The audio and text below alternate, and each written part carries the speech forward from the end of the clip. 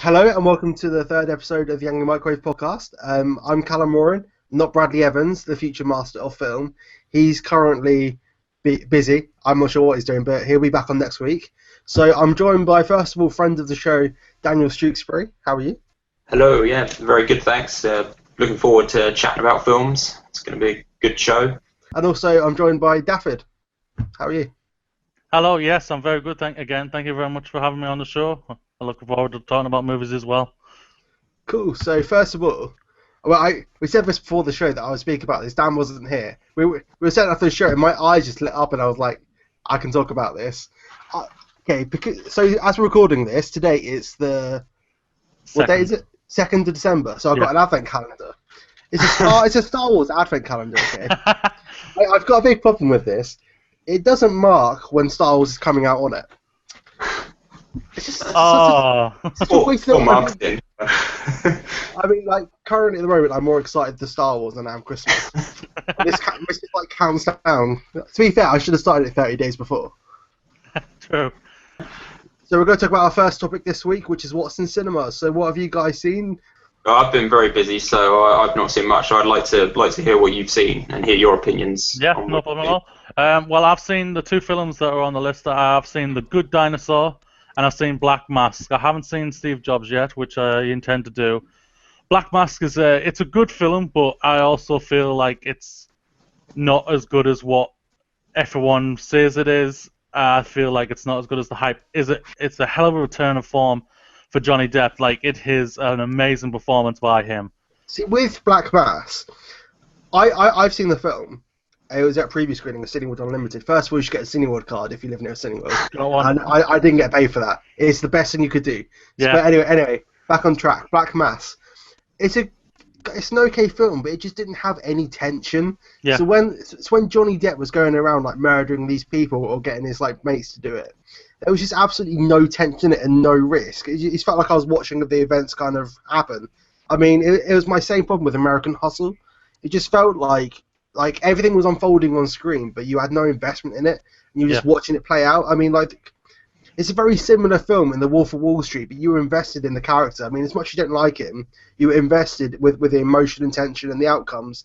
In this, I couldn't care less what happened to any of the characters. I mean, like, and who was being killed, who wasn't being killed. It just completely lacked that for me, and that's why I didn't really like it. I would have given it 3 stars maybe, just because it felt like it was missing that one thing, but I'll give it 3 stars. It feels like a movie that needed to be 2.5, maybe to 3 hours. It's only 2 hours long. It's so much rich history about this guy and about what he's done, and it seems like they literally skipped over loads of parts. Like the main female lead, Dakota Johnson, there's a beautiful, or not beautiful, it's a devastating scene what happens. And she works really well with Johnny Depp in that scene. And then, spoiler alert, Puff, you don't know what happens to her. She just leaves the film. And I do apologize for spoiling it, but it's not really the biggest thing at the same time. I was thinking, well, okay, she's not there anymore. What now? The same thing. I kind of feel like they focus way too much on Johnny Depp's character. I mean, it's about him. It's Black Mass. But it just, like, you need those supporting characters. And Wolf of Wall Street, which is the same kind of thing of a kind of like life epic of a guy you don't really like. Yeah. But, like, you have the supporting characters like his wife in that and like his kid and stuff. And Jonah Hill's character. I mean, you had all these developed characters. And Black Mass just did not have that. I mean, it was the Johnny Depp show. Yeah, it was. I would even say it's Joel Edgerton's show because I thought he was very good in it as well. I think he's had two great performances out of his 2 films this year, and I couldn't say which one's best. I would say they're both pretty much the same because they're both completely different characters. But they totally underused Benedict Cumberbatch, and I thought, like, thinking you've got one of the best British actors there, and you've totally underused him, especially with with the story is so much richer for his side as well. And it's so underused and everything. I was really disappointed about it. I prefer Legend more than I do Black Mask, and I think Legend suffers the same thing. I think Legend suffers the same type of thing, but I think it has a little bit more character development than Black Mask, and it hits the main points on the Craze story more than Black Mask does. When you say that, I mean, I completely agree with you. As in, like, for Tom Hardy, both Tom Hardys in this film. I mean, like, it's all about them, and again, I like the side characters are completely like let go. I mean, like his wife in that is meant to be the focus and voiceover. That just doesn't work. I mean, have you seen Legend, Dan? Or what do you think? Yeah, I've seen Legend. I thought it was good, but there was something about like I didn't quite enjoy the characters as much as I thought. I thought like well, in one case, in the case of the sort of more like violent brother, they kind of show it in too much of a stylized, too much of an enjoyable way. I feel like his violence is sort of enjoyable, like I say. Whereas from what I've seen of Black Mass, I haven't seen the film. That seems to be presented in a much darker, much more reprehensible way. It doesn't seem to be sort of like you shouldn't be enjoying what you see. Cool. And what other film did you see? Is it The Good Dinosaur? Yeah, I've seen The Good Dinosaur, and I was so looking forward to this film. Throughout the year, the trailers have literally sold me on it. I'm a huge dinosaur fan. I love Jurassic Park. Comparing that film to The Good Dinosaur. I know. Oh, when I was a kid, I was a huge dinosaur fan. I loved Land Before Time. I get a kick out of the Lost World film, and the Jurassic World film, what just came out this year. I get a kick out of them, but this one is a disappointment as well compared to what you had with Inside Out. I think Inside Out is a masterpiece. I think it's one of the best films this year. Pixar came back with a giant swing with how badly a couple of their films have been, and they knocked out the park with Inside Out. And The Good Dinosaur had so much twists and turns. Like the characters changed so much. The cartoonist characters don't suit the environment. The visual world is beautiful.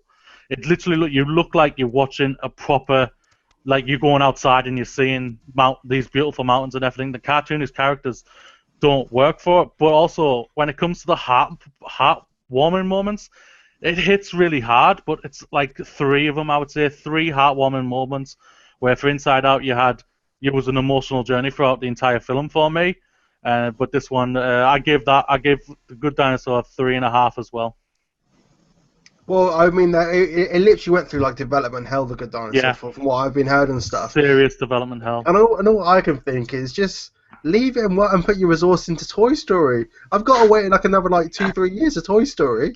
It's going to be like 6 years. I'll probably have like fully grown up kids by the time like Toy Story 4 comes out. We got Toy Story 4, Cars 3. Okay, get rid of Cars. Finally, Incredibles 2. Okay, keep Incredibles 2. But basically, Pixar should be focusing on these films and leave the Inside Out. But yeah, and also, why are they focusing on Cars? It's just because it sells merchandise. It's a passion project for John Lannister, isn't it? He loves cars and he loves driving. If I made Toy Story, I wouldn't be. I like these talking cars. That's what I hear. It's a huge passion project, but also Cars 2 was so badly received, it still made money, especially off the merchandise. I can't believe that studio is making cars and planes. Another Good Dinosaur. Pixar, I don't think does planes. I think it's Walt Disney himself who do planes. Yeah, they probably back from the dead. Pixar didn't want it, so they kicked off the Walt Disney themselves. But yeah, so I've seen a good film, which makes a change in the last few weeks. I saw Steve Jobs. I still want to see that. It's a brilliant film. First of all, it doesn't feel like a Danny Boyle film, but that's not particularly a bad thing because he came on so late to the project. I mean, this is kind of like The Good Dinosaur in what we were hearing before, screening started. Yeah. As in, they lost Christian Bale and all these actors before Leonardo DiCaprio was rumored, so they lost all these, and then they lost a director, David Fincher, which. I'm so curious of what that would have looked like with him. But then I kind of think it's had a good effect with all these directors and actors that have been involved. Like it's kind of the same with Ant-Man. I mean, Ant-Man had so many good directors involved in it, and then a really good product came out of it. And I kind of think Steve Jobs kind of the same effect. So many good hands have been involved in this project. Eventually, it's all come together, and it's a very good film. I mean, it really works as a bioepic. I mean, comparing Black Mass, which is all spread out over this time and not particularly sure, Steve Jobs was very confident in picking 3 different time events, all before the iPhone, which is again a crazy thing. Not including the iPhone story. Yeah, I was shocked about that. I've heard that that's not in it. and then just focusing on those. But like the reason why it's failing, because let's be honest, it is failing like numbers wise, even though like critics love it. It's because the marketing's like all over the place. We heard so much bad stuff about it before. We had the Ashton Kutcher Jobs movie that I'm scared to watch. I don't really want to watch. I've seen it. It's not good. So we got that, and also I kind of think the iPhone thing not being included isn't working. I mean, we said before that we heard on Collider, another great movie show, that if they called it the iPhone story or left the third act to the iPhone, that it would have been more successful because it would have been like Facebook movie. When it isn't really about Facebook, it's about Steve Jobs. Yeah. So I kind of think that like that would have worked, but it's a brilliant film in the end of the day. So go and see it and support it if it's still in your cinema. I mean, it's dropped out of my 2 local cinemas now. I think it's still in round 1 of mine, so I intend to see it. So it is a massive shame, and I really, really hope that they bring it back in cinemas after the award season or during, because I mean that film's going to be nominated for Oscars, BAFTAs, hopefully, and all that. So I kind of hope it has like a resurgence. Yeah, Michael Fassbender is on like a climb at the minute. I foresee great things from him in the future. Like, got the Assassin's Creed film from him next year, which I think is going to be a chance for video game films to finally do well. We were discussing on the last episode, like Bradley argued that Michael Fassbender was a star power name, and Danny Boyle was, and I was kind of come to like shove us like both back in the face, but. It is a massive surprise that film hasn't done as well. It's literally bombed so badly. I mean, it's way out of the top 10 this week. It's just it's just such a shame to see a film like this like not do well when it deserves to do well. But I wonder if people are just sick of hearing about Steve Jobs, even though the guy's now passed away for a couple of years now, but you still hear about the guy and everything, and I think people, it might be that they're just sick of hearing about him, and like this delves more into what I hear, how bad of how much of a dictator he was, and that's what he was.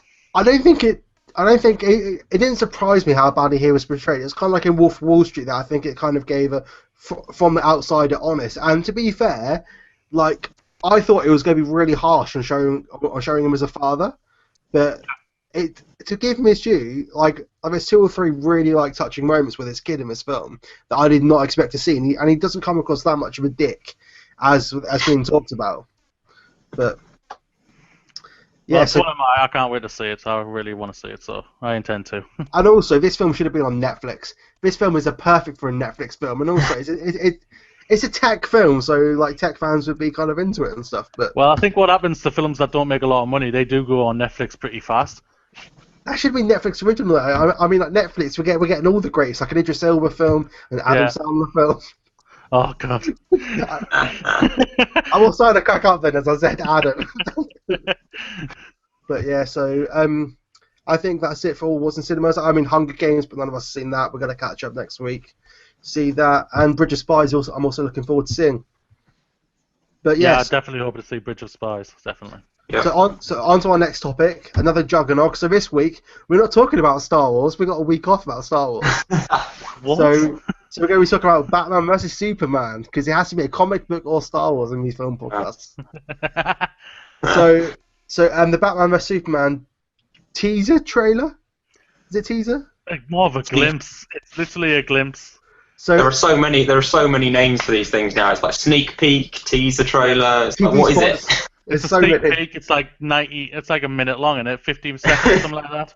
So by tonight, a full trailer is going to be released. So this is a discussion on the 15-second clip of Batman in a cave and his eye makeup that magically can move out of nowhere, which makes no sense. But so what do you guys think of it? Okay, yeah. Well, I think it looks like an interesting film. I think I'm not a huge fan of Zack Snyder. Like his previous films, I feel like he's an over-stylized director. I think his I don't really get on with his look of his films.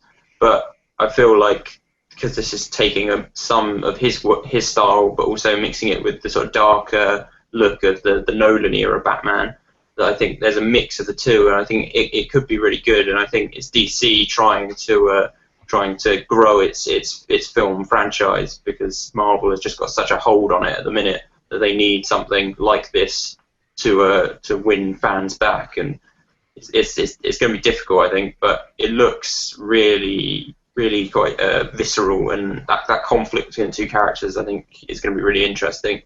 See, for me, it really sold me on actually seeing like a bit of the film. I mean, so often we now see these like packaged together bits of film. I'm with Star Wars. I mean, we've seen like these 2 seconds from different scenes, and you don't really get a sense of what the tone is. This film, well, not this film, this trailer basically set a perfect tone by kind of like giving you a short mini movie. I mean, it's a very, very short clip, 50 seconds, but it felt more packaged than the trailer did before, and it kind of gives you that tone. But like one of the things I'm interested in is that Superman looks very angry in this, but it's not really in Superman's character, and I kind of think we're going to like twist like Superman's character to make it more dark, which I kind of hope, because Superman being all happy didn't really happen in the last film, and I think we need to go even darker. I'll go back to happy Superman, and in this like post Nolan world, getting a happy superhero isn't the easiest of things. I think there's a lot of theories going around on the internet. It's unbelievable how many theories there is for this one little like 50-second clip.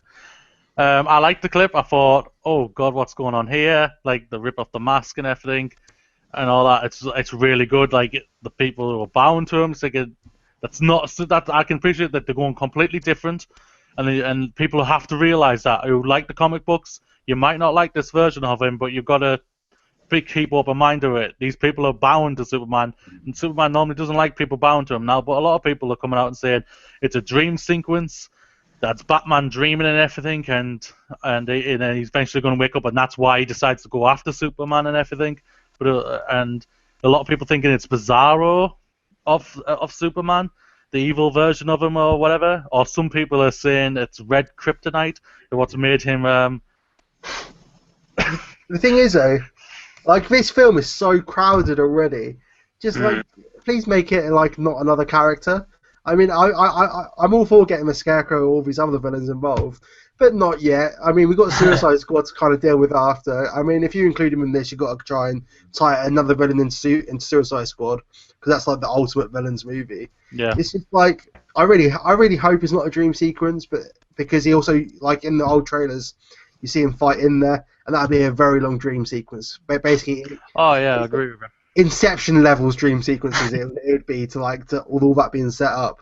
So I kind of hope it's not a dream sequence, but it really did sell me on this. But saying about the look though, I think if out of any of the Batman films of recent time, I think it's probably the closest looking to sort of the comic book look. The whole, especially the look of Batman, I think is really interesting with the whole sort of full face mask and the furrowed brow look that he has, which I think is a much more interesting take on Batman that we've had. It's definitely a different look to the Christopher Nolan Batman, which I think is good. They've moved as far away from that as they can. I think we're trying to bridge the gap between like not going too 90s and Arnold Schwarzenegger freeze, and then and also not being super like not George Clooney nipples either. But like again, this trailer has basically changed my mind on that. Like at first, I was like the rest of the internet. I wasn't too sure on Ben Affleck as Batman, but basically, like those thoughts have completely gone out of my head now, and I'm like Ben Affleck as Batman. Yeah. I mean, it's so believable, and I think he's like had to work very hard, but he's completely pulled it off already. No one's still saying, "Oh, Ben Affleck's going to be crap as Batman." Yeah. People are going, "Is Batman Superman going to be a good film?" rather than like specifically on Ben Affleck, and I think that's going to benefit the film a hell of a lot. It's already done quite a hell of a job doing it. I can understand why Ben Affleck was getting a lot of hate when it was revealed he was going to be Batman, but I was thinking, this is very intriguing because I saw his previous three films he's directed, Argo, The Town, and Gone Baby Gone. Those were absolutely fantastic, and he's starred in 2 of them, and he was really well received in those ones. So I had no problem when I heard he was going to be Batman. I was thinking that's an intriguing take, and if they do if the take is as good as what they hoping it is for us to enjoy, I think Ben Affleck's going to blow us all away. I think everyone is going to shut up when they see this film, I think you'll hear some people saying, nah, he's crap, not as good as Bale, and not as good as Michael Keaton and all that, but nah, I have no problem about this at all. See, the worrying thing is, director, and he's not going to be a good Batman, but isn't that basically like letting a kid like create what his own Batman suit, his own Batman car? It's literally going to be able to make whatever he wants and be Batman. sounds like the ultimate like lad's dream. Oh, Well, I can be that's Batman what he's now. gonna do, isn't he? But there's rumours that he's going to be the director of the new Batman movie whenever it's fully announced and whenever it starts and everything. Trilogy, apparently. He's going to direct his own trilogy. Yeah, that's going to be intriguing. Look at me, I'm so good at Batman. Let me go and get all my cool gadgets that I've always wanted. I'll always agree with John Campea saying they should rotate directors and everything, and I hope that Ben Affleck maybe comes to a decision where he feels he has to pull back and just be Batman and bring in another director and all that. I hope that. Just in case he feels he needs to, unless he's somehow able to blow us all away for the Batman v Superman and Suicide Squad, because he's in that. Yes, he's probably only going to be in a small part of it, but it's going to be intriguing. Imagine an Adam Sandler Batman film. Oh my god, that might be worse than Batman and Robin, man. Worse? That'd be some of the best filmmaking ever. Like imagine like 100 years and like our great grandchildren going, I better go back in the vault and watch some classic film, and then we just stick in like an Adam Sandler Batman film. That'd be so good, and definitely wouldn't be racist, would it? He'll literally go back to the Adam West ones, or pow and bang and all that, man. No, he won't be punching anyone. He'll just be like shouting really angrily at everyone. Yeah. Anyway, so after that tangent, on to our next topic. So, about 2-3 weeks ago, Shia LaBeouf did a Shia LaBeouf thing again. He basically watched all his films like in reverse order in a cinema with a group of other people. So I'm asking you, whose back catalogue would you want to watch in reverse order from most recent to oldest?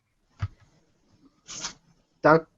Okay. I think it's someone that I've liked quite recently, and that's why I think I picked it for starting most recently, is Jake Gyllenhaal, because I think his most recent films are really interesting, like things like Nightcrawler and Enemy and Prisoners. I think all three of those films are really, really brilliant performances. But obviously there is that like small period in like the early 2000s, late 90s, where he wasn't as good as he is now. He was cast in the wrong films. But then there's that really early period of his stuff where he's just incredible, like Brokeback Mountain and Donnie Darko. All those films which are incredible. And so I think he's probably the person I'd watch his entire career through from start to finish. Nice. Daffin?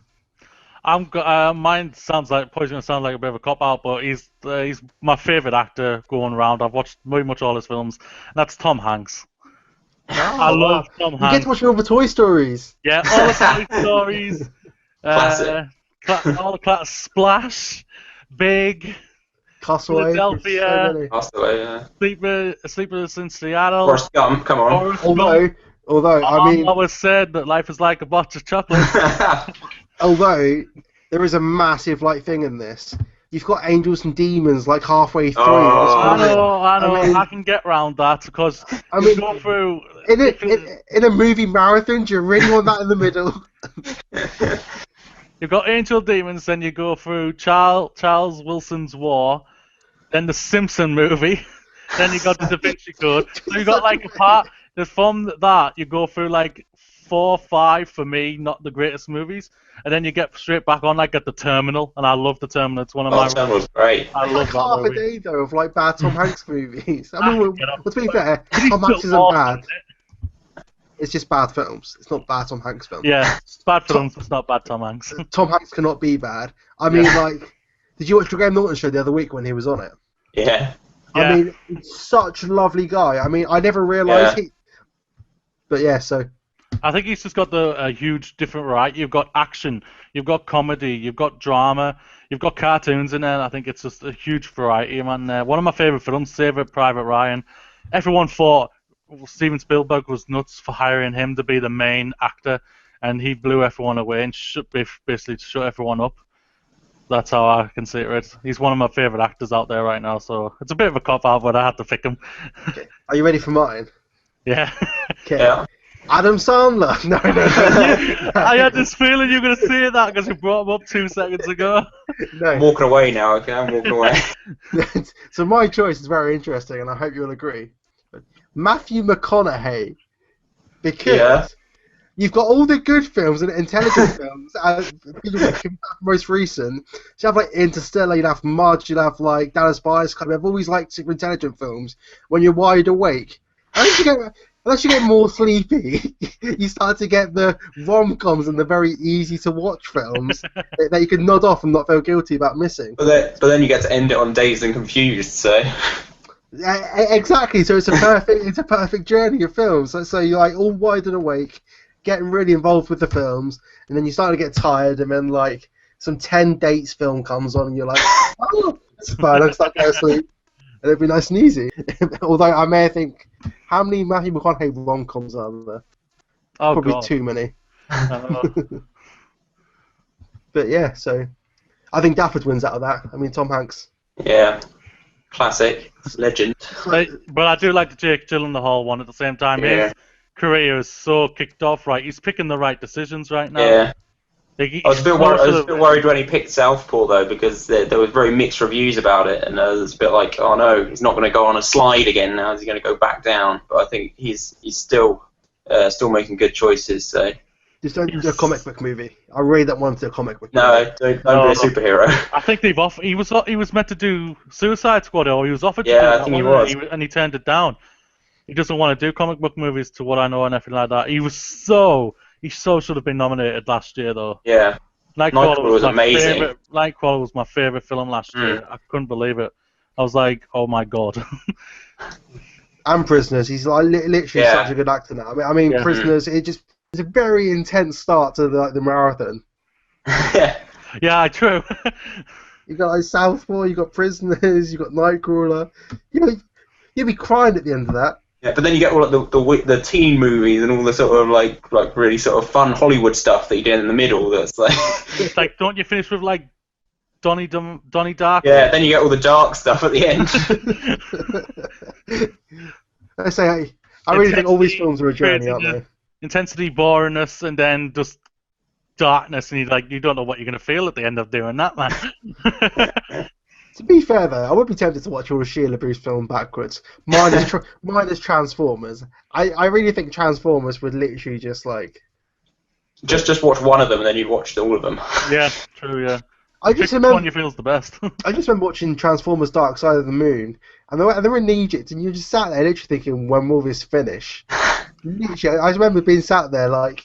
I mean, another fight happens, but... Again, it's not a tangent, but that film, I just vivid memories sitting in View Westwood Cross, sitting there wondering when this film will finish, and it never did. I'm still trapped back there in my head. But so now we're going to go on to the top 10 box office for the UK last weekend. So this week's top 10. So at number 1 we had The Hunger Games: Mockingjay Part 2. That title's very long. Number 2, The Good Dinosaur. Number 3, Spectre. Number 4, Bridge of Spies. Number 5, Black Mass. Number 6, The Lady in the Van. Number 7, Carol. Although those two do line up very well. The Lady in the Van, Carol. Number 8 is Tamasha. I don't know what that film is. Number 9 is Brooklyn, and number 10 is Hotel Transylvania. So what do you guys think of this, or do you have any thoughts?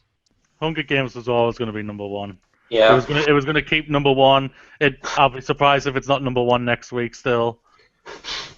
It's not made much though. I mean, it's only made 5 million. I mean, a lot of people, for what I hear, it's a mixed bag for them. Like, a lot of people say I've only seen the first 2 because I haven't enjoyed them, so that's why I haven't watched the last 2. But a lot of people said the part 1 was boring, and a lot of people say this one is just all over the place and they don't know what's happening. I mean, not to brag, but I went to the actual premiere of Hunger Games Part 1, and it's just I watched the film with Jennifer Lawrence. Pretty good thing to say. But I mean, I kind of have a tainted view because of that. It was my first premiere I've ever went to, so I'm kind of like, it was a really cool experience. I think I've tied that with the film. Like kind of get what I mean. So yeah. I get that. But I think the reason why it hasn't done as well as expected is that, like, adding a part 2 at the end of a film means you have to be invested in the first part. It's not kind of like Spectre, which is a continuation of a series, or like even like Harry Potter. Harry Potter still works as standalone films. But when you've got a part 2, you have to see part 1, or it feels like you have to see part 1. I think a lot of people may be getting bored at the same time. It was like the final film of Harry Potter had to be made into 2 parts, and I can appreciate it. I've got the book. It's a huge bloody book. And then you did it for Twilight. You didn't need to do it for Twilight. They did it for Hobbit. And The Hobbit, I've read that book, and why that was 2 films.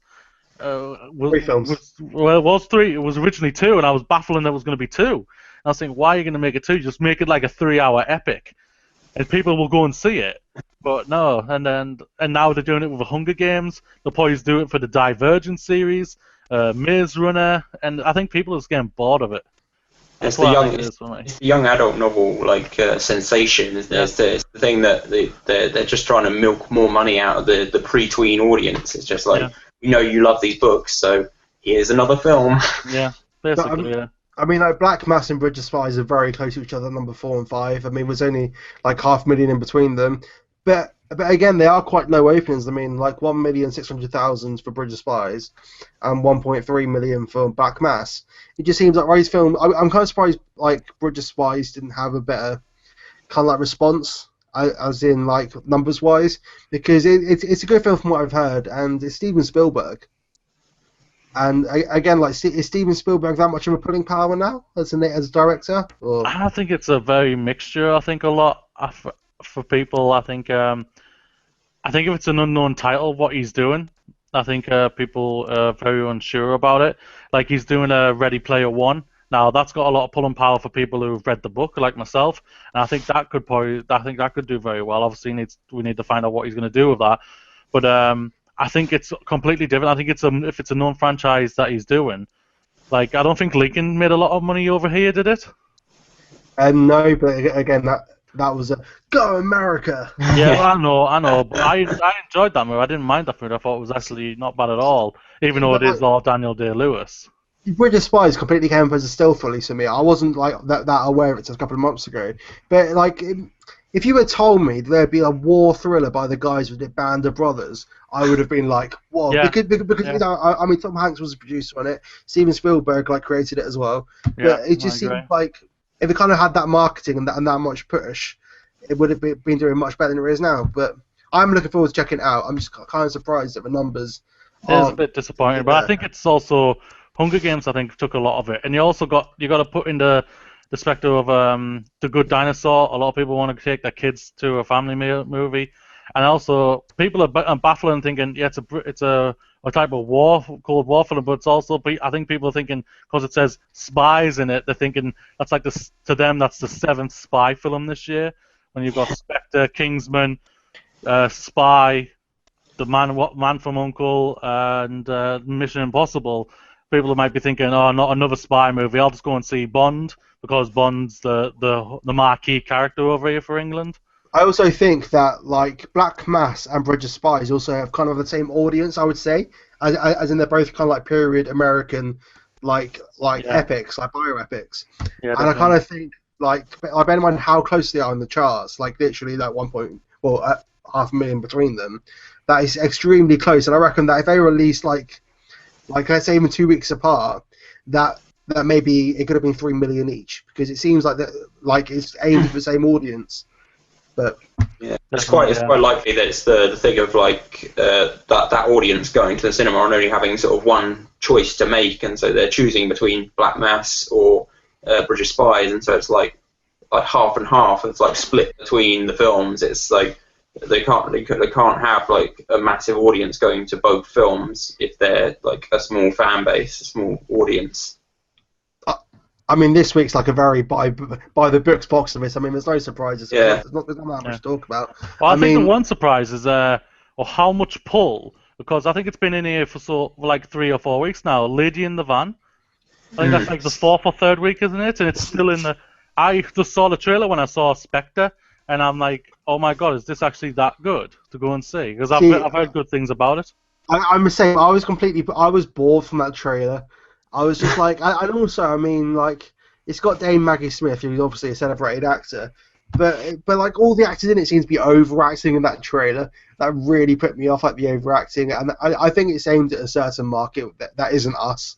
Yeah, let's just saying about audience for the last 2 films, that's probably the reason why it's done so well, is because it's Maggie Smith, and because of the whole success of Downton Abbey, that whole fan base of that middle-aged audience who watch that show on a Sunday evening. are going to cinema to watch that. So I do think like the box office it's a very like varied thing this week, and I mean it's definitely good. I mean you got your spy thrillers, you got your teen action film, you got your animated film, and then you've got like Carol and The Lady in the Van, which is aimed for like the older market.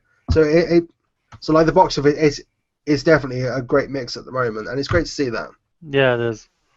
But so on to our next topic, which is looking at films coming out this week. So this week is a very Christmas themed week. So we've got Krampus, which is based on like obviously like the tradition of Krampus, which is kind of like horror Christmas. I think it's a massive European thing, and we're starting to get that in the UK now. So the film's called Krampus. It's a Christmas horror. It's a Christmas horror that I think it's a 12A rating, which is a bit odd. So it can't be that scary. But and also we've got The Night Before by I'm not sure it's by Seth Rogen, but it's one of his productions, and he's in it with Joseph Gordon-Levitt. I'm quite surprised with The Night Before. There's been barely any marketing in the UK about this. I've barely seen it, yeah. And the first trailer, I loved when I saw it. I didn't think much of the second trailer because I was thinking, oh, you've took that joke too far, and I think you've ruined it a little bit. But I still intend to go and see it. And also, we've got the biggest future flopper next week, Victor Frankenstein. I'll be surprised if this makes it past number 8 on the top 10. I agree. There's been so many bad, like, Frankenstein-esque films this year. I mean, we've had although it does have the fangirl vote because it's Daniel Craig and Daniel Radcliffe and James McAvoy, so they have a lot of pulling power for the teen audience. So. How's Daniel Radcliffe, though? He's had so... I mean, I love Daniel Radcliffe as an actor. But the thing is that, like, all his past films have been very meh. I mean, he had that Horns film. He had that What If film. It's all like, oh, so we had that kind of film. And I kind of think he's burnt too many bridges. I mean, personally, I'm not a big Daniel Radcliffe film. I mean, what big successful film has it been since Harry Potter? Yeah, no, you're probably right. I mean, like, yeah, so for me, like, Daniel Radcliffe, and also James McAvoy, I think he's getting there, but doing this film is basically doing a favour to the studio, it seems to be in this film. Yeah. Like simply a paycheck kind of film. Mm. He hasn't got that much pulling power than I thought he would have, because I think he's a very good actor. But I think I have no interest in this film. I've seen the trailers. I thought the trailers looks absolutely diabolical. Even though I think from the trailer what I saw, I thought the chemistry with Daniel Radcliffe and McAvoy looked really good. But I don't know if I'm going to see this movie. But there's been I, Frankenstein, there's been Dracula, and all of them have been meh. And I kind of think it seems like these studios are trying to push these monsters films on us, and it really isn't like that like that place at the moment in the film industry. Because I mean, comic book movies are still the thing. We're trying to push the monsters as the next thing. But I really don't think it's working, and I think the quality has been so low at the moment that trying to break into that is going to be very hard. I think we're all guaranteed that Hunger Games is probably still going to be number 1, and if any of these 3 can get into the top 5, congratulations. I think Night Before has the better chance to get into the top 5. I mean, like, I kind of think all these films... Oh, wait, one more thing. Why didn't Victor Frankenstein come out at Halloween? We were talking about this before. Yeah. There was only one Halloween film this year, and it was a stupid, like, scary, like, jump horror thing. Yeah, it was Paranormal Activity thing. So... They should have put this near Halloween. It would have had a much better time. I mean, it was only like literally 4 weeks. I mean, this film like hopefully would have been finished like 3-4 months ago. So, yeah, that was a big mistake, studios. Everything's got 2 weeks, or that, and then everything dies. Well, yeah, exactly. I kind of think December's going to be a bad month for film, unless you like Star Wars.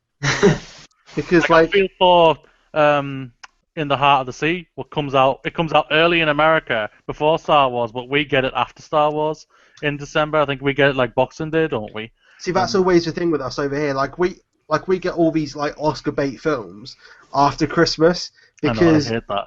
Well, the reasoning is that to be nominated for an Oscar, you basically have to be in cinemas in America or have a limited release, which is why films like American Sniper had a limited release. So then they can be thingy, rather than in the UK, if you want to be nominated for a BAFTA or anything, like you don't have to be in cinemas, you can send them private screeners. Yeah, definitely, yeah. That's why, I mean, obviously, like if you've got Oscar buzz about you, like the box office is going to be so much better for your film. But although I don't really mind it because like all the Americans moan about like, oh look, there's no great films out in January, rather than we're like, oh we got all these Oscar films out. They're going, oh it's a horrible month, and we're like, probably the best month of film. We actually don't mind it. Thanks, guys. So that's it for this week. So we have one final segment where we'll recommend a film to watch over the weekend. It can be past, it can be new, it can be absolutely anything you want, but it has to be a film. So, Daffyd, what have you got? I want to pick the one what's very close to my heart. I saw this when I was a kid. It's a Daniel Bird film. Oh, I think I'm saying his name wrong there. But the film is The Iron Giant. Oh, I love that movie. I think it's one of the most underrated films of all time. Like, the studio, when it came out, had no idea what to do with it. Yeah. And it's got such a cult following. I hear that there's like a director's cut coming out for Blu-ray. Yeah. It's got like an extra 10, 15 minute scenes, which I can't wait to get. So that's the film for me. I was going to pick my favorite film, but I thought, no, I'm going to pick one what's more... And my favorite film might scale. I thought pick more family friendly than my favorite film, so I thought better. I'm really intrigued what your favorite film is. I really hope it's not Machine Centipede. That's what I was guessing. Oh hell no! I have not seen those, and I don't intend to. My favorite film is Aliens. Okay. I love the first two Alien films. Even though the third one and the fourth one are a bit of crap. Third one and the fourth one, I'm a spin-off, and Alien vs Predator. And oh god, don't get me started on those two. On the Alien vs Predator. Dan? Well, I think I'll go with something a bit more recent that's on Netflix at the minute. Is The Babadook, which is a brilliant Australian horror film. If you haven't seen it yet, get on Netflix and watch it over the weekend. It's a brilliantly like dark and realist horror film, all about psychosis of post-traumatic stress. Really, really interesting. Something I think everyone should see rather than going to watch your regular Paranormal Activity stuff, because it's just so much better. Great. So Mindation is a Netflix documentary in the UK. It's called Back in Time, and it's basically like it came out on not the anniversary of Back to the Future, but when the future dates lined up, and it's basically looking back at the whole documentary. I mean, it's got like Michael J. Fox. It's got all the creators, and it's literally got everyone in it who should be in it. And it's a brilliant documentary to watch, so go and see that. It's on Netflix, it's free. Oh, and also go and see Steve Jobs. Support a good film in the cinema, because at the moment that film is absolutely dying, and it shouldn't be. So that's it